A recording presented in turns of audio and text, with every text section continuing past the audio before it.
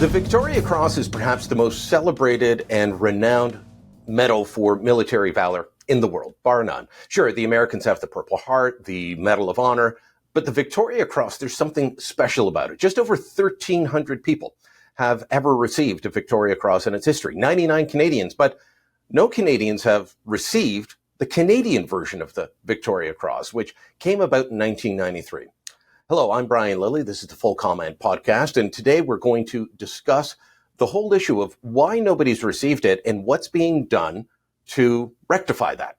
There's a new series that you'll be seeing in National Post, perhaps you've already seen it, penned by people like our guest today, General Rick Hillier, detailing this oversight or lack of awareness, the need to actually recognize people in our military history and the need to honor them. We're not doing a good enough job of that, and that is why Rick Hillier is joining me now. Rick, thanks for the time. Oh, Brian, glad to be here this morning. So I want to talk about all of this. I want to talk about your great piece in the National Post, but you've had a few great pieces in the National Post lately, and you've become very active on social media. And so I want to clear up something before we get into the meat and bones of the Hero Among Us initiative. Are you running for the Conservative Party of Canada? Because that is what everyone is emailing me about every time you have a great post. Well, first of all, I've been doing a lot of posts, and I've been active on social media, and I've had a couple of things in the National Post and some other parts of our media also. And I've been doing that because I'm a frustrated, somewhat cynical Canadian. I'm worried about what's happening to our country. I'm worried about the fact that inside of Canada, we seem to have pitted every part, every different region, every part of our society against each other. I'm worried about the fact that we have been reduced to irrelevance internationally. That's my view, obviously. And I think a majority of Canadians feel exactly the same way. And the reason I've been somewhat active and more active than before, certainly, is to maybe just inspire some of those and cause some of them to get louder and get that silent majority turned into a noisy, rambunctious majority and actually say enough is enough in this country. We have a wonderful place that we live in, we raise our families in, we work in, we call home, and we want to keep it that way and build it better for the future, for our children, grandchildren, and the next generations to follow. That's why I'm doing those things, not because I'm running for any kind of political office. So you're not running for any particular office, any party at this time.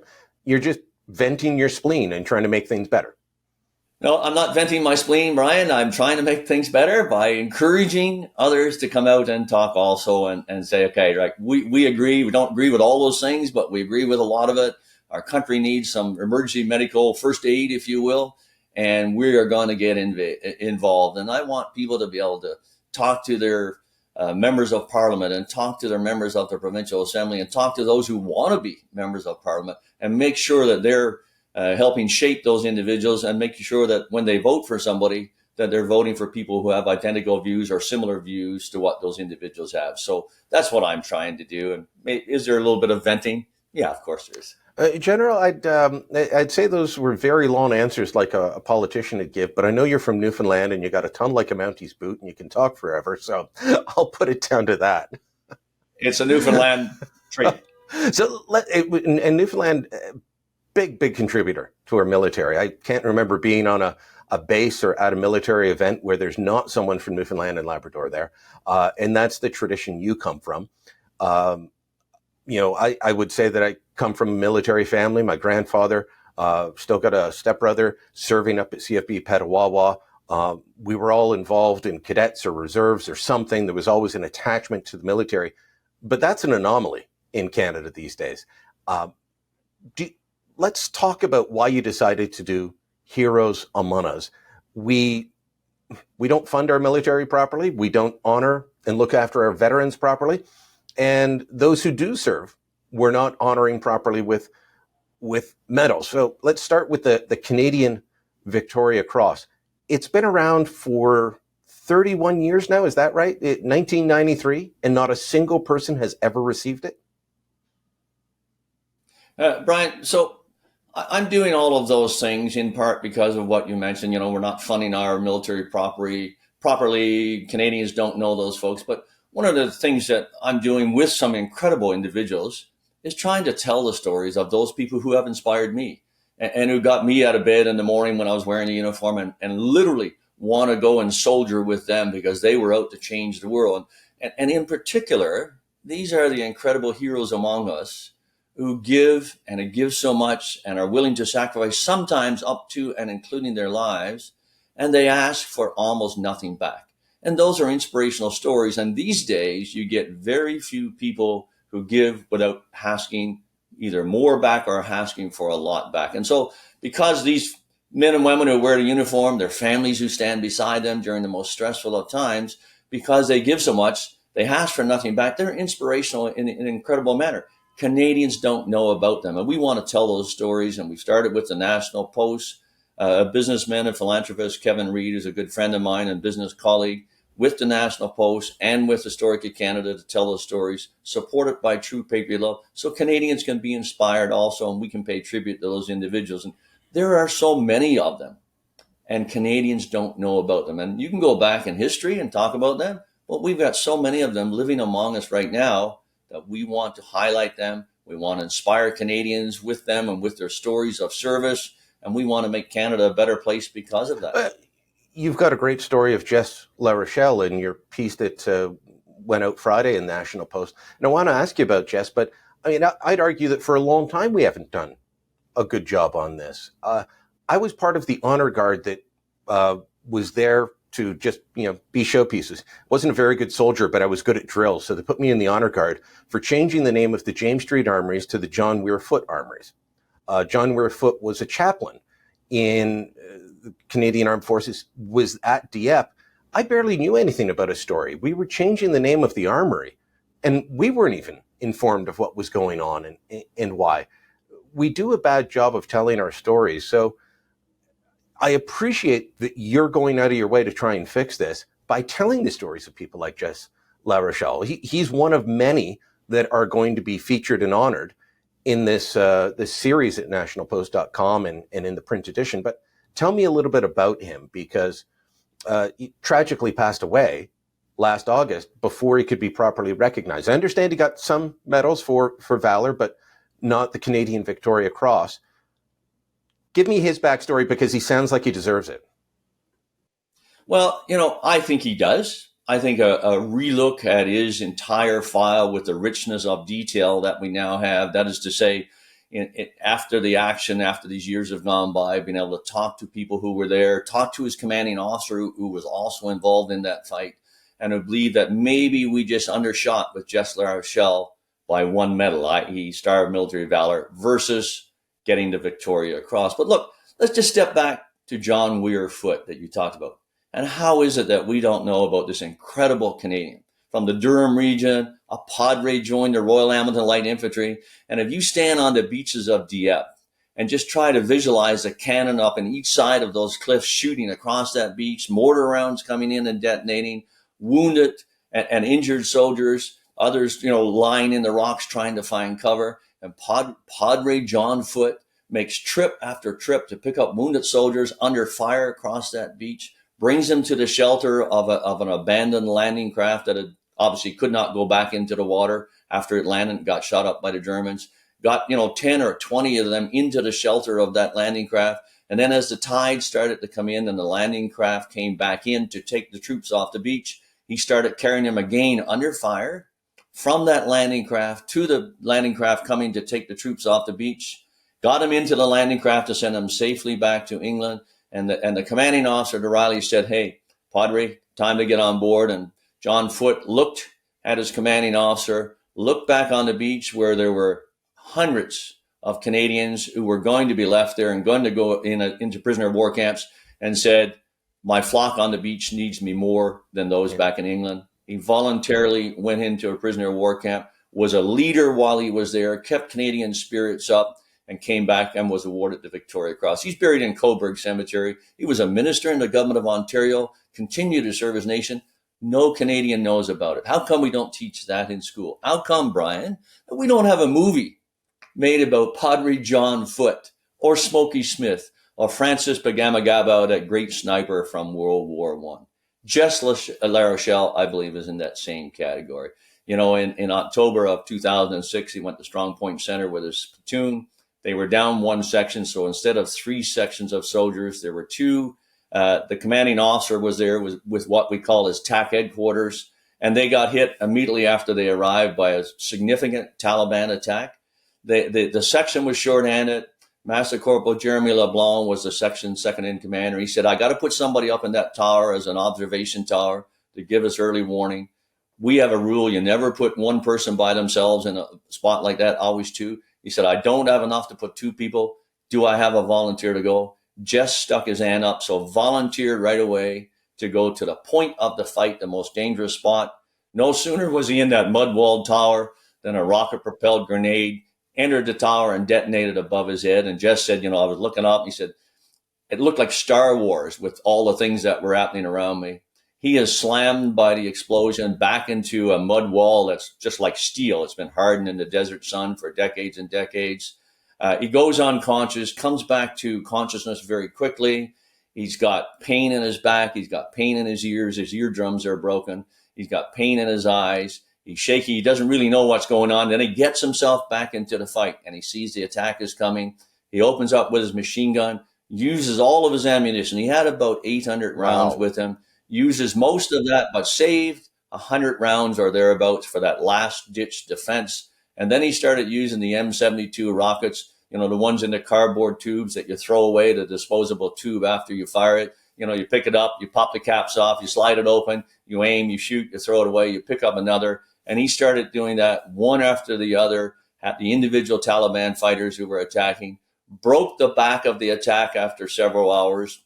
Meanwhile, in his section, we had 2 soldiers that were already killed and others wounded there. The platoon commander came bounding up to head towards the observation post and just make sure we were still good to go. And he said, as I approached and I saw the destruction from that RPG round and other rounds, he said, I said, there's nobody alive in there. And all of a sudden, a little head stuck himself up and said, hey, sir, I'll give you covering fire. Come on in. And it was Jess, of course.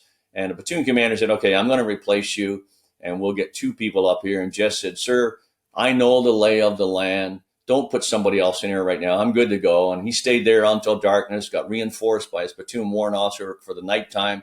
They held that position. The next morning, the fight was over, came out, went back to Kandahar airfield and helped carry the body of his very close friend, Private Williamson, onto the airplane for that last trip home. It was only after that Jess went to one of our combat medics and said, hey, I'm hurting a little bit. And we discovered, he had a broken back. Right? He had vertebrae in his neck broken. His eardrums are busted. The retina in his right eye is detached. And people who've had that talk about how painful that is. He's been concussed. And obviously he was taken out of the fight and began a long trip back to Canada. And then from 2006 to last August, he went on a long journey of I think sometimes botched medical care, misdiagnosed issues, and drugs that really cause his body to wear down.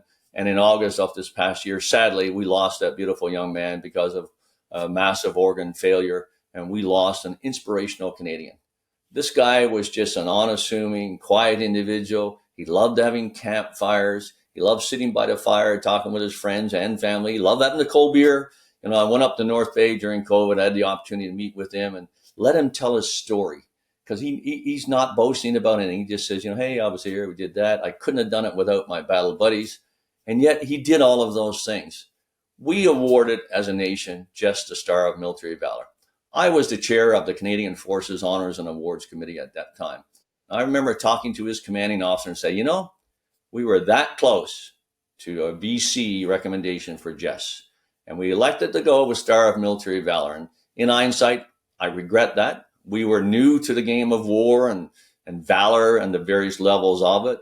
I said one time, we were kind of like the French figure skating judge at the Olympics. We were saving our marks for something more valorous, more courageous came across us, came across our committee to honor and to recognize. And I believe we made a mistake with Jess. And I think what would be a good thing to do is have some kind of independent commission review the military honors and awards as we see fit and just confirm, yes, it's right, or B, no, it should be either upgraded or changed. And I think if you looked at Jess Larochelle's file and his citation, and again, the richness of detail, I think the decision would be pretty clear. to upgrade him to the Victoria Cross. Regardless, his story needs to be told. Canadians get inspired by it. One of the things that you write in your piece about the heroes among us in National Post is that when you look at the description of what Jess Larochelle did, it's similar to others who were awarded the Victoria Cross in previous eras. It is. It's valor in the presence of the enemy. By himself, volunteering first, by himself into the fight, wounded right at the start of that fight, gets back into the fight and effectively saves that position and supports his platoon and supports the troops that are there fighting for Canada, doing what we asked them to do. And then only after the fight is over and things are stabilized does he take himself to the medic and say, I'm hurting here. And hurting here was an understatement that was extraordinary. And yeah, I do think it's right up there. I do think it's valorous. I do think it's valor in the presence of the enemy, which is really the basic criteria for the Victoria Cross. And I'd love to see Jess's actions relooked by some kind of independent council, independent review. And I think that would be a wonderful thing. And I'd be confident that they would reassess his award and they would upgrade it to the Victoria Cross. But you know something? Even if they reassessed it and said, no, it's appropriate at the Star of Military Valor, I still would be satisfied that we as a nation have the ability to actually relook those things, because right now we don't. And as you said, to tell his story, I know that you were in Afghanistan. Were you there at the same time as Jess or a bit later? Yeah, no, I was in and out of Afghanistan, Brian, multiple times, and particularly in 2000, not just particularly in 2006, but yes, in 2006, when the 1 RCR, the 1 Royal Canadian Regiment Battalion Battle Group from Petawawa was the force on the ground, of which Jess was a part.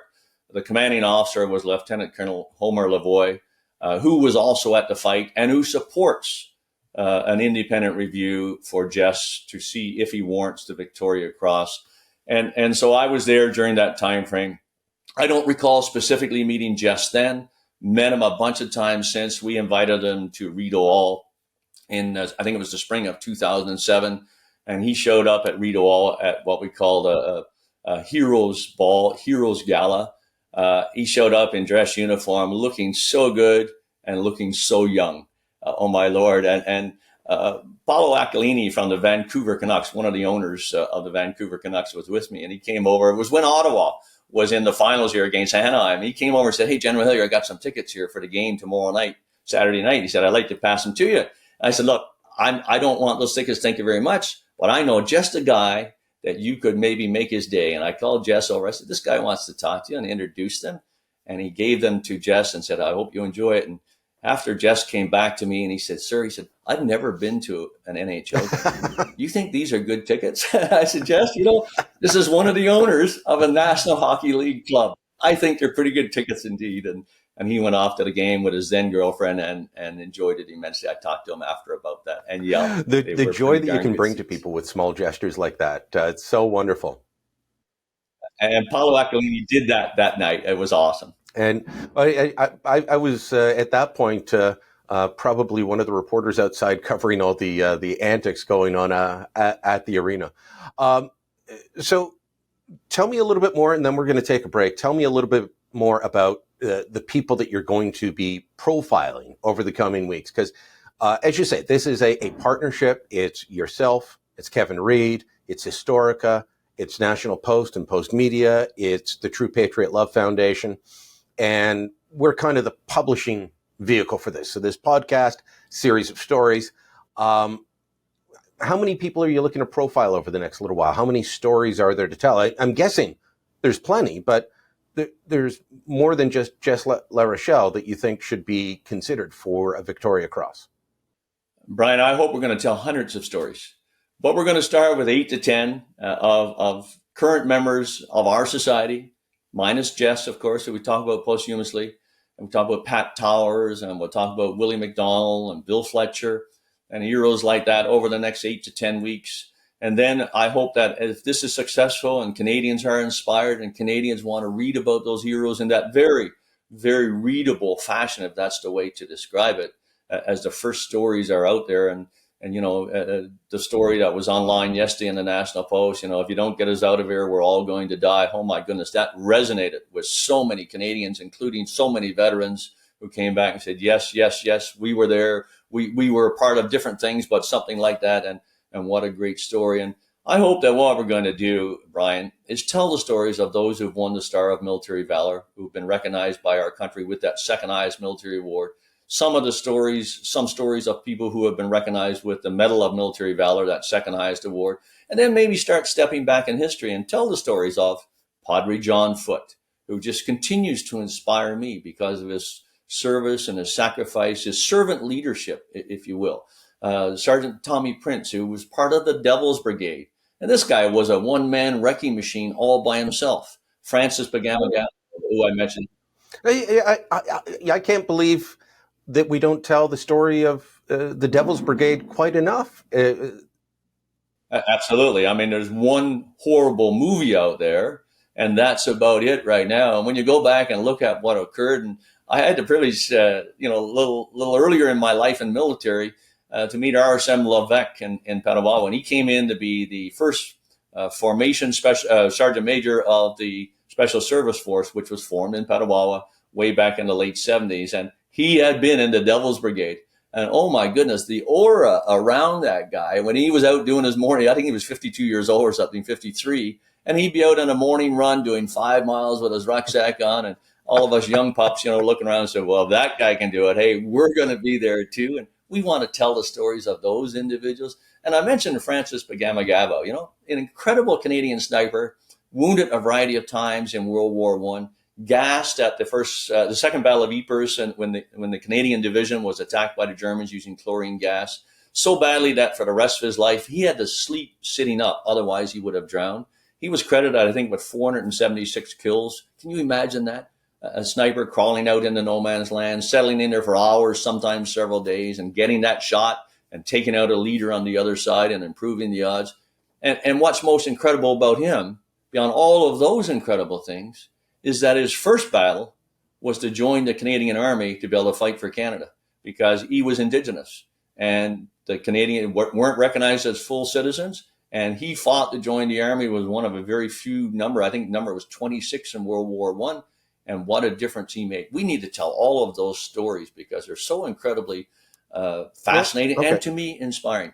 Let me finish with one more. Andrew Minarski, that officer in the Air Force on a bombing run in 1944, and they get shot down. The Lancaster gets shot down. They're going down in flames, and he goes to jump out, and he sees that his friend, Boyd, his last name, who was in the tail gunner's cupola, trapped, can't get out. He goes back to help him with his bare hands. Can't get can't get him free. His flight suit is on fire. His parachute is starting to burn. He gets a fire axe and still continues and cannot get him out.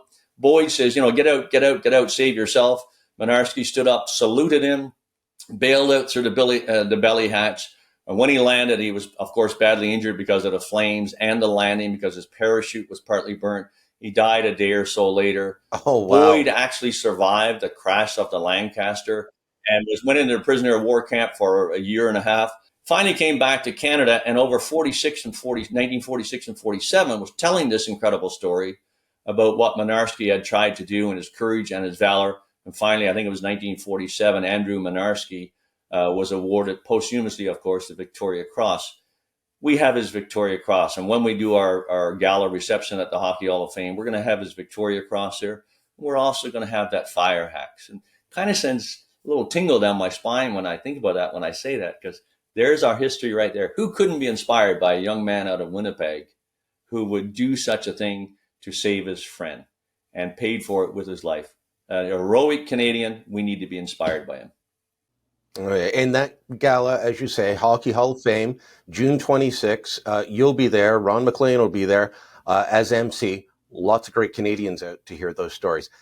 Rick, we're going to take a break. When we come back, I want to talk to you about the state of the Canadian military a bit, and also some of the criticisms that you made. I think very valid criticisms in a recent piece about how we've been operating as a country. More when we return. The Trudeau government is promising to increase defense spending, but it's not something that's going to happen very quickly. In the meantime, we're getting some heavy criticism south of the border. U.S. Senate Leader Mitch McConnell on the floor just days ago. Now, there's still work to be done. Not every ally is taking its treaty obligations seriously enough. And one of the most concerning laggards isn't even a European country, but it's our neighbor to the north. Like America, Canada is at once an Atlantic, Pacific, and Arctic nation. And it's time for Ottawa to take its obligations to NATO, to NORAD, and to its own defense more seriously. So, General, fair criticism? We're laggards when it comes to NATO. We're laggards when it comes to defense spending, NORAD, all of that. Brian, fair criticism. We have been for a long time. We are now more than we were before, if that is possible. Our allies have largely lost faith in us. We are considered now, I've said this before, I believe it, we are irrelevant to what happens on the international scene. And I think that's incredibly dangerous for Canada. First of all, we get dismissed in Washington. And as every Canadian knows, everything in our country is related somewhat to our relationship with our great neighbor to the south, whether it's our economy, whether it's human rights, or whether it's a legal system, or whether it's immigration, or whether it is defense and security.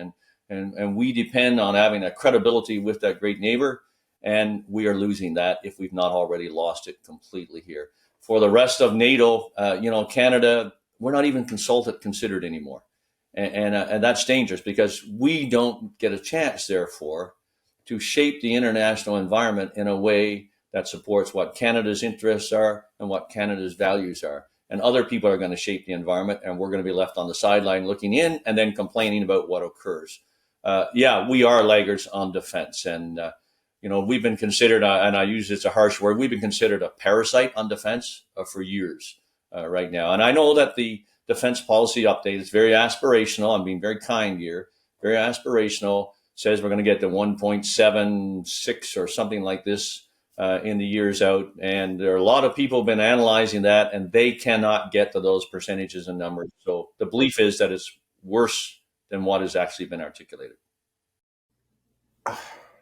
Okay, let me jump to that in a minute. You mentioned being irrelevant. We've always been a bit underfunded, a bit we don't have the same level of equipment as many of our allies. But the claim was always that when the Canadians showed up, if they didn't have the equipment, they had better training. They were able to do more with less. And I think that we are so underfunded, I'm not sure that that's true anymore. And that's not an insult to those who are serving now. We just don't have the capabilities we used to. We're outsourcing our fighter pilot training. You're going to have to go to Finland or Italy or Texas if you want to be a fighter pilot in this country now. It's unbelievable how much we have undervalued and undermined the capabilities of the armed forces. And Brian, we've lost capabilities. And I look at particularly at my greatest concern. I look particularly at the Army. And even if you think that the defense policy update was a good thing moving forward and we're going to implement it, and obviously the funding and the support for it is so far out there that this government certainly is not going to implement it. And whatever government is next after that might implement some of it, but more likely it's going to change as we go down the line here. It's very aspirational for the Navy of what the Navy is going to get, and the cost is humongous going out there. But we're a long ways away from having new surface combatants being able to sail and be part of our international alliances and NATO specifically, and do Canadian security on our oceans.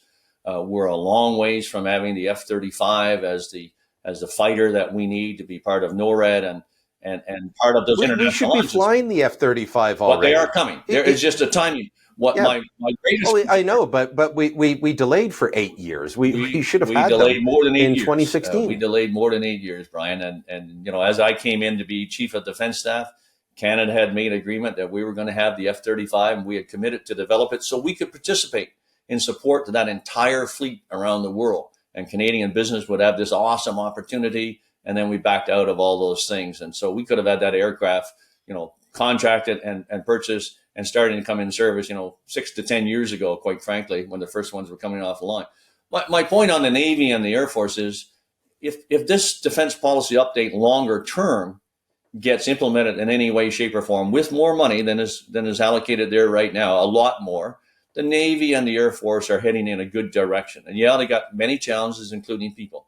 What really concerns me is the Army. I mean, like 3.5% of the monies, I think it was 75 billion in that defense policy updated, articulated, 3.5% was coming towards the Army. And the Army is essentially broken. Their equipment is broken. The numbers of troops that they've got are way, way down.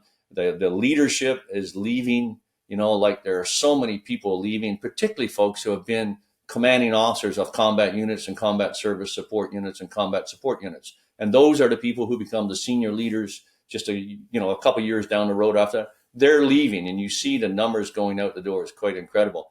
And you see words like, we're going to look at options for replacing the tank, options for replacing the artillery, options for anti-air defense systems, and options. We went and we said last May, Government of Canada, we're going to help Ukraine, and we're going to do it by giving them an air defense battery, the NASAMS battery, and it's going to cost almost $500 million.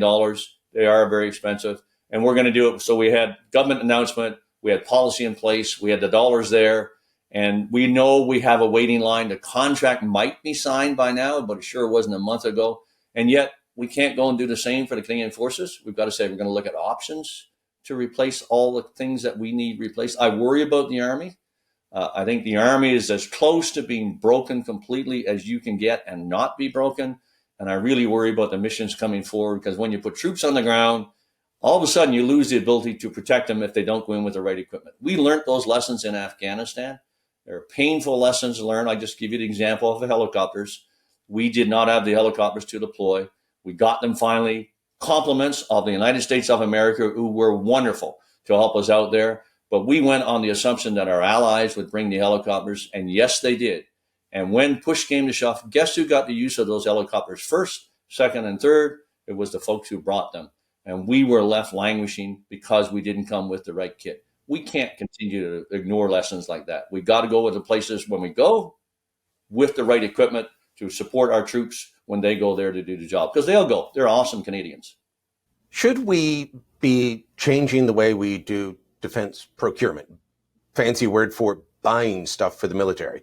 There's long been a problem of things taking too long, cost overruns, and I think of 2006. I think it was 2006. I don't think it went into 2007.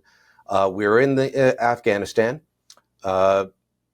The Harper Conservatives had just taken over government. We needed heavy lift planes.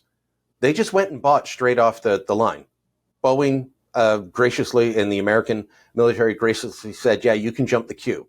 But we didn't say, oh, well, we need to Canadianize this. Oh, we need to find a way to, make sure that there's industrial benefits for every single province in the country, which is what we far too often do. Our allies are all operating great kit, and then we spend years talking about ways to make sure that a plant in Flin Flon gets a cut of the action, or that we've Canadianized the equipment somehow, which is a minor thing.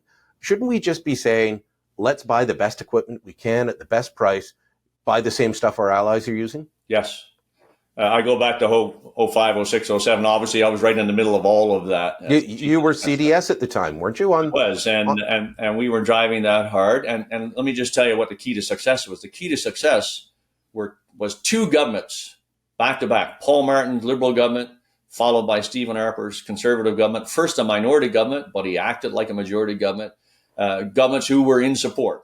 And we went to cabinet. And then secondly, we had a deputy minister in defense, Ward Elcock, who was the finest public servant I think I've ever met, who was so crucial to getting things through that bureaucratic system that Ottawa has that likes to stop things and tie it in a Gordian knot. We went to cabinet with things, and even Prime Minister Harper said to myself and Ward Elcock before we went into the cabinet room, you got 5 asks. It was the Chinook helicopter, the C-17 transport airplane, the C-130J transport, the Chinook helicopter, and I can't remember if it was the tanks or the trucks. And he said, too much. He said, I think you may get one with support from cabinet. We went into cabinet. We walked out of cabinet with all 5 projects supported. And 6 months later, we had C-17s landing at an air show in Abbotsford, BC, flown by a Canadian crew And 3 days later, they were on a mission to help an island in the Caribbean that had been hammered by a hurricane, and we were there. It was quite incredible. What you need is the support of a government. The procurement system is simple. If a prime minister says to his cabinet, we need to rebuild the Canadian forces, and that includes equipment, obviously. And I want, a lead.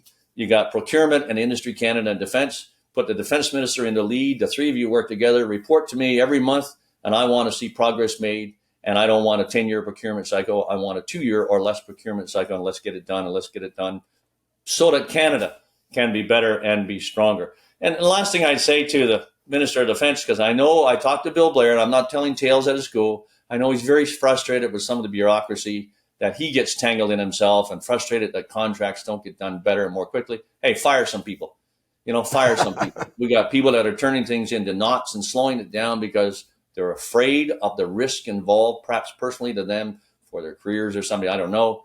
But fire some people and send a message, this has to get done. I give credit to Bill Blair. I chat to Bill. I've known him a long time. I respect him. He got that P-8 through cabinet, and the P-8, the surveillance aircraft, going to replace our P-3s. And he successfully fought off that ludicrous approach by Bombardier to try and make a product in Canada which was not ready, which was not going to meet the capability, in my view, and which would have been absolutely wrong. He drove it through to get the P-8 because that's what the Canadian forces need, and that's what Canada needs. I give him full credit for having done that. Let's talk about the problems with recruitment and retention in the military. And I'm not going to, just ask you to crap on the military for the next 10, 15 minutes. But I do want to ask you about this because recruitment has long been a struggle, but it's gotten worse. And retired Lieutenant General Michel Maisonneuve, who's written a nice piece in National Post saying that you're right on a bunch of other stuff. He was giving a speech a while ago, and he's been on the podcast talking about how woke culture infecting the military doesn't help with recruitment. Is that part of what's going on? Saying to guys, hey, come and fight for your country. No, we don't have equipment for you, but we've got some nice man ponds here for you. Is that part of the issue that's going on with recruitment, that it kind of undermines the military ethos? Well, I think there are a lot of things ongoing, and is that one of them? Absolutely. And I'm a firm believer, warriors, not woke. That's what we need, warriors, not woke. And so people are not attracted to the Canadian Forces by any of the changes that have been occurring. Yes, I am 100% supportive of leaders building an inclusive environment. And that, so I don't care which part of our society we come from in Canada, I can feel comfortable in the Canadian Forces because my home is going to be there and I can serve my nation. But there are a lot of, also, again, bureaucratic obstacles to what's going on. The fact that you apply for to go into a reserve unit or the regular force, and it's months before you hear back from the recruiters. And then your application takes months to work its way through. And by then, most people have lost hope, they've lost faith, they've lost interest, and they're gone elsewhere. And there are stories that abound out there. We went through this in 2005, 2006, 2007. And I called the recruiting team in, and we sat down and walked through this. And there was Major General, then Lieutenant General Walt Semyonov, Lieutenant Colonel Bernie DeReeb down in recruiting. And they changed the system. And I gave them a challenge. We want 70% of people that you see come in front of your recruiters. And oh, by the way, don't sit in your recruiting center waiting for people to come to you. You go to where people are, and that's what we started doing. I want 70% of them that are enrolled conditionally within the first 7 days. 15 minutes after you start talking to somebody, whether or not you're interested, presupposing what they have said and what they tell you on their application is true. Whether you're interested in them as a soldier or not. Out of the remaining 30%, take 80% of that and say, okay, we'll give you a month to enroll them. There may be some things that you have to verify. And if you get a red flag that goes up on the remainder, take your time with them. If you remember that horrible man who killed the 14 women in Quebec and that terrible, terrible tragedy, we had refused him entry into the Canadian Forces because a red flag went up. We don't want to miss those. And we said we can change that, and we changed our recruiting. I kept stretching the goals for that team. We went, 100%, want 100%. of the number we need, which is, let's say, 5,000. Then I said, oh, we want 115% because we're going to grow the forces. And we did it. We can still do it right now. People are not being attracted, though, when you get the Prime Minister and the Minister of Finance on TV saying, the Canadian forces just don't get it. They don't understand over there. You're beating up on your own armed forces, which happened. Well, there was that publication. It's an official publication of the Canadian Armed Forces. It's filled with academics. Came out with an entire issue recently. I forget the name of it. Saying that the Canadian Armed Forces is filled with toxic masculinity and is a tool of white supremacy. Okay, you've just told all your soldiers that they're the worst people on the planet. Now, stick around a bit longer. Tell your friends to sign up. That's not going to work. Any leader knows that the way to not be successful is to berate and beat your people and tell them they're not useful, not good, and they're not what you want. And you're going to fail for sure when you do that kind of thing. And that's why people leave. That's why retention is the most efficient way to keep your armed forces capable. Because just think of how much you have to invest to train people. Train somebody to be an F-18 pilot. Train somebody to drive a ship. Train somebody to operate that anti-tank missile system once we get one from Israel, by the way, which is where we've ordered them. And so, yeah, it's challenging. But I'll also just quote one of our former Air Force commanders who said, our best recruiting tool are a bunch of new airplanes on the flight line. And when you have old equipment and you have no expectation of replacing that equipment in the short term, why would you join? Who wants to join and be part of an organization that's obviously in the outer realms of value in Canadian society, or at least in the eyes of the government of Canada, in their view? And so, yeah, it's challenging right now. It is challenging right now. Here's the good thing. People still want to join.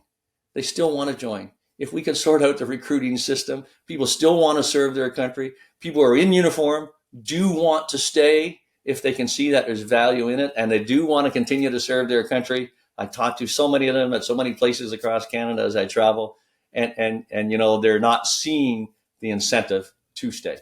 Let me ask you about your other piece in National Post recently. I feel like this whole thing's an ad for National Post. I mean, Postmedia podcast, but I keep mentioning great columns in the National Post. Rob Roberts, I think he owes me a dinner or something for all this. So you had a piece, I believe the headline was something to the effect of that right now we've got ideology masking his leadership. And there was one part that jumped out at me where you talked about how we couldn't even come together. Governments could not come together during the COVID-19 pandemic. And I talked to you a bit during that time. You were hired by the Ford government here in Ontario to manage the logistics of the rollout of the COVID vaccine. There were times when different levels of government, and you're in the middle of this, and the vaccine's having a bumpy rollout, but there were times when it was not arguments over how fast the vaccine was coming or how well it was being distributed. There were purely partisan shots being taken over something that people were very concerned about, that they felt was a life and death matter. And here people are playing politics. That must have really pissed you off. Well, it was about that time. So yes, it did. Yes, it did. It was a stressful enough time frame, a difficult enough time frame for all Canadians that actually we didn't need to add the gasoline to that fire by the partisan politics that were being played. And look here, I have to give credit to Doug Ford. And just one example. I went to him and I saw him every single day. And I went to him one day and said, hey, I hear there are 10 million shots of vaccine available in Illinois because the Americans can't get them in fast enough. And while I'm there in the office, we pick up the phone, we phone the head of Pfizer, and Premier Ford said to him, look, I'll have a plane there to pick them up by tomorrow morning. And we go, no, we can't do that. The president won't let them be exported, et cetera. But he was willing to do anything to protect the people of Ontario. And he had my back trying to do this. That's when I first made the comment about we missed a golden opportunity in my view. We missed a golden opportunity during our darkest hour to have actually come together and eliminated, to the extent possible, partisan politics. We should have formed a war cabinet, just like Churchill did in May of 1940 with the invasion of the Nazis and the destruction of France. Just as we got invaded by that horrible enemy called the COVID virus, we could have formed a war cabinet of the parties, brought them together with a 2-year agreement and said, hey, we're going to fight this enemy. and we're going to do it in a nonpartisan manner for the benefit of Canadians. And that would have removed 80 to 90% of the partisan politics that we got caught in. Second thing we said, we're going to follow the science, and we're going to do that so we have a solid base on which to make our decisions. And we didn't across the country. I mean, we had decisions being made because of partisan politics and shots being fired, so to speak, that were certainly not based on science. And I think we missed a golden opportunity to show our country what we could do if we come together as Canadians, throw out the partisan politics. We didn't do it.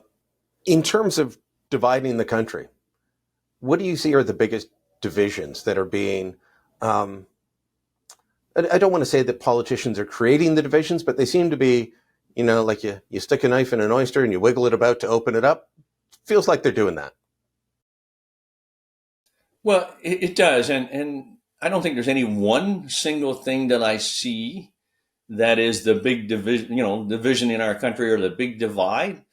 Sometimes it's the death of 1,000 cuts, more than one big sort of swipe with a sword that causes a body to fall over because it can't take it anymore. And I think that's what I see right now. And across the country, I just worry, we're putting the Maritimes against the rest of Canada because of the carbon tax abatement, and we're putting, Quebec against the rest of Canada, and Alberta and Saskatchewan against the rest of Canada, and BC out there on its own looking another way, and Ontario, the driving economic engine of our country, sort of looking to itself because it feels that it has to. And then within society, look at what's happened recently since 7 October and that horrible barbarity that occurred in Israel, and what's happened with the protests across our nation, and so many Canadians, again, if you will, that silent majority, feeling that we have not responded well. We have not come out on the side of what is right and good. And why are we frightening 300,000 Canadians or more in Canada, not because they're bombing Gaza, but because they're Jews? And why are we permitting that to occur? We're pitting every part of our society by not taking actions against each other. And I think that is horrible. And I do think death by 1,000 cuts is far worse and more difficult to reverse than one big sort of stab wound, if you will. Well, General Hillier, it's been a pleasure talking to you once again, as always. And I got to say, I'm enjoying the re-engaged General Rick Hillier. I want to see more of you on social media and in the pages of our newspapers and online. It's fun.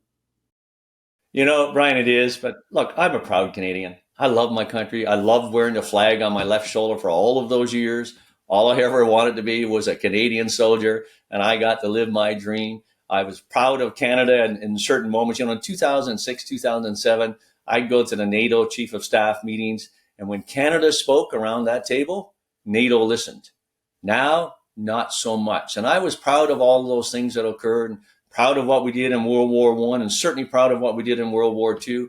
Proud of so many of our leaders. Mackenzie King, probably the greatest influencer in the history of the world, because he influenced Franklin Roosevelt in a way that nobody knows about. And he influenced Winston Churchill, perhaps to a lesser degree. But the guy who won World War II, Franklin Roosevelt, Mackenzie King influenced him to the benefit of our nation. And I was proud of all those things. And I want to be proud going forward to the future. And that's why I'm mouthing off a lot about those things. Continue to mouth off, General Hillier. Continue, and we'll chat again soon. Thanks so much for the time. Thanks, Brian. Full Comment is a Postmedia podcast. My name's Brian Lilly, your host. The episode was produced by Andre Prue. Theme music by Bryce Hall. Kevin Libin is the executive producer of Full Comment. You can subscribe to us, and please do hit the subscribe button on Apple Podcasts, on YouTube Podcasts, Amazon, wherever you get your podcast. Leave us a review, a recommendation, a rating, and tell your friends about us. Thanks for listening. Until next time, I'm Brian Lilly.